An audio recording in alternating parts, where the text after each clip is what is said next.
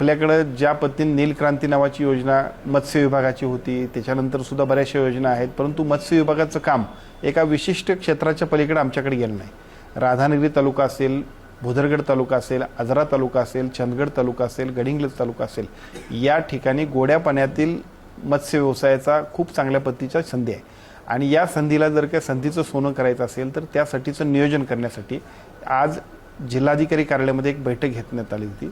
या बैठकीमध्ये Deloitte company जी आहे की ज्यांचं राज्यभर आणि देशभरामध्ये सुद्धा खूप चांगल्या पद्धतीचं नाव आहे, त्या कंपनीनं आज प्रेझेंटेशन केलं आणि साधारणतः पहिल्या टप्प्यात राधानगरी तालुक्यामध्ये 1000 ते 1500 लोकांना रोजगार मिळेल अशा पद्धतीची मत्स्य शेती करण्यामध्ये त्यांनी खूप चांगल्या पद्धतीनं प्रेझेंटेशन केलं.